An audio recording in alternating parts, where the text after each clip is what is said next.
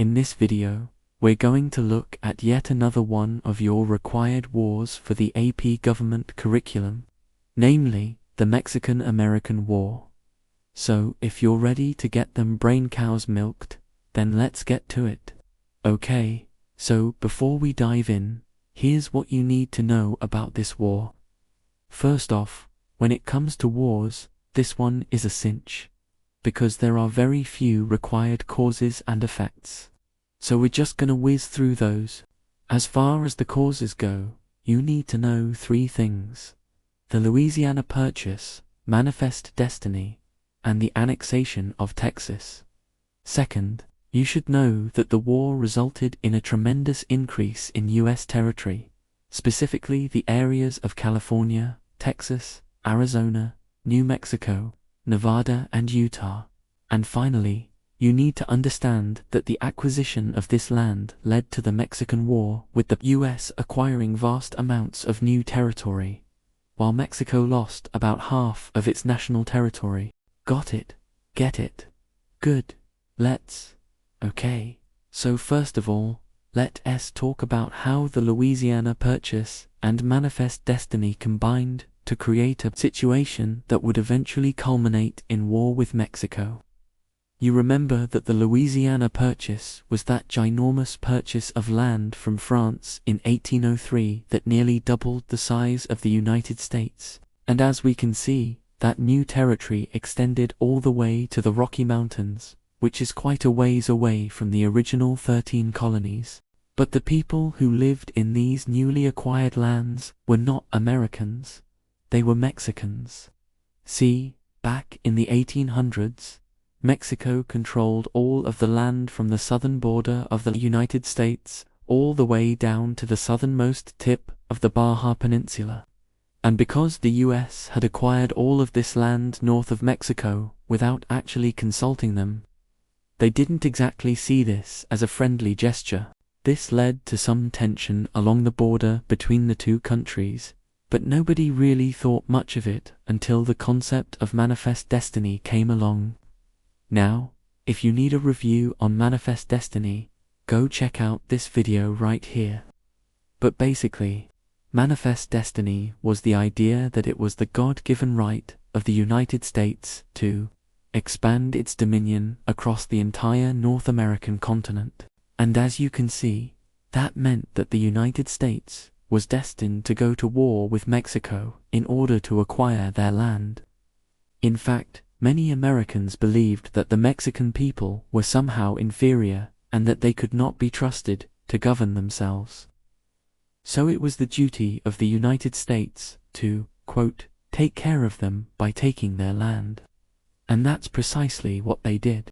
The issue, however, was that America's desire to expand its territory beyond the lands it already possessed coincided with the arrival of thousands of settlers moving west.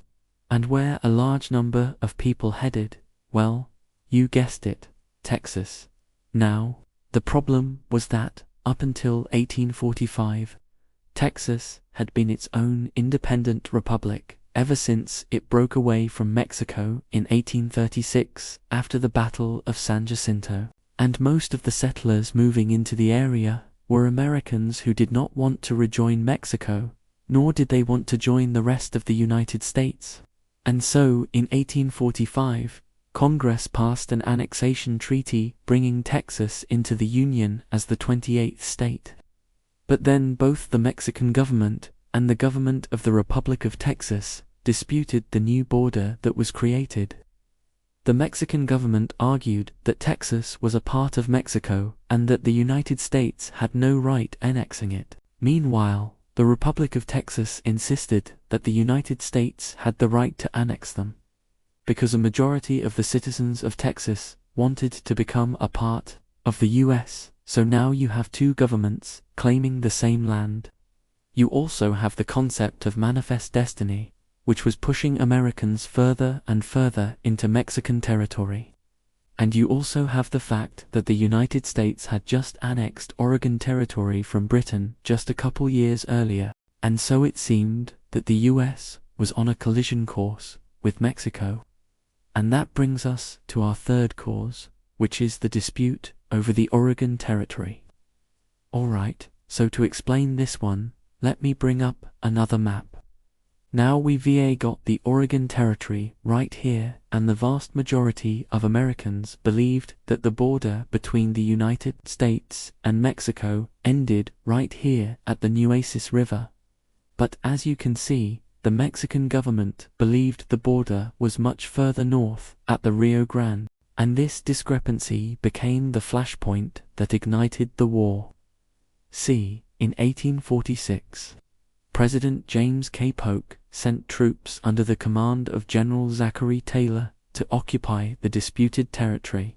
When the Mexican government protested this action and demanded that the troops return south of the Nueces, Polk responded by asking Congress to declare war on Mexico. And the funny thing is that Congress agreed to do this by a vote of 174 to 14. Now that does seem like that close of a vote, but consider that this is the same Congress that had fiercely debated the annexation of Texas.